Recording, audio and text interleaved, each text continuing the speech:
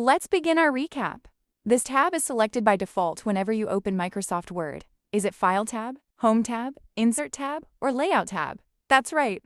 The Home tab is automatically selected when you open Microsoft Word.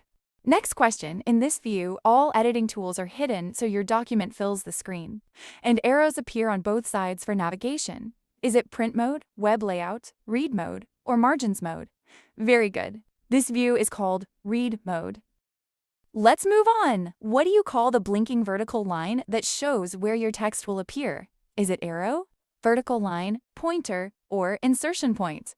Correct. That blinking line is known as the insertion point. Here's another one.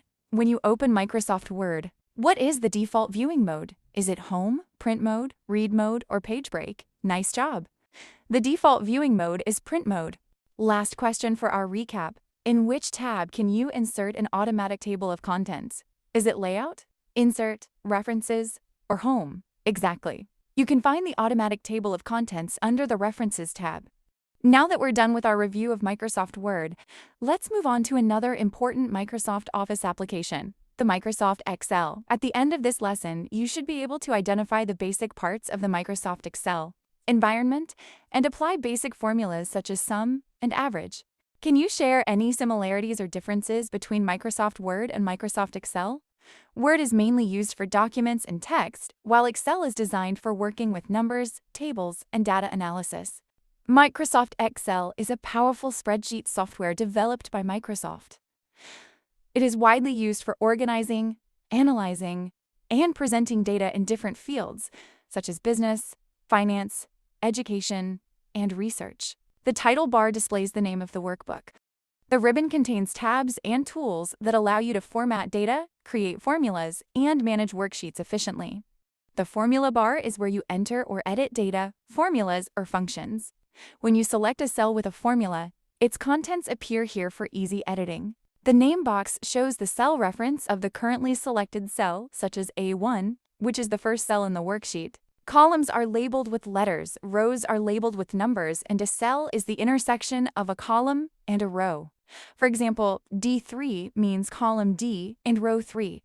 Sheet tabs allow you to switch between different worksheets within the same workbook. Scroll bars help you navigate large worksheets. The horizontal scroll bar is found at the bottom, while the vertical scroll bar is located on the right side.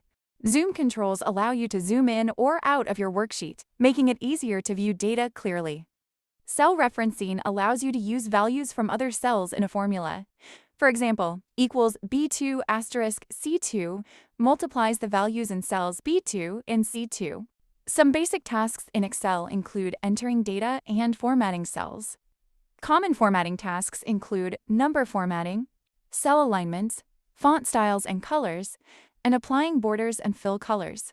Excel can perform simple calculations using functions like sum, average, and if. These functions help analyze data quickly and accurately. The sum function is used to add values in a range of cells. It is commonly used to calculate totals and subtotals. The average function calculates the arithmetic mean of a group of numbers. It is useful for finding average scores or values. The if function performs conditional calculations. It allows Excel to return different results depending on whether a condition is true or false. Relative references automatically adjust when a formula is copied to another cell. This makes Excel very efficient when working with large sets of data. Absolute references do not change when copied. By adding a dollar sign, such as $2 Australian dollars, you can lock a row, a column, or both. Thank you for listening and participating in today's lesson. If you have any questions, feel free to ask. You can also contact me through Facebook or email.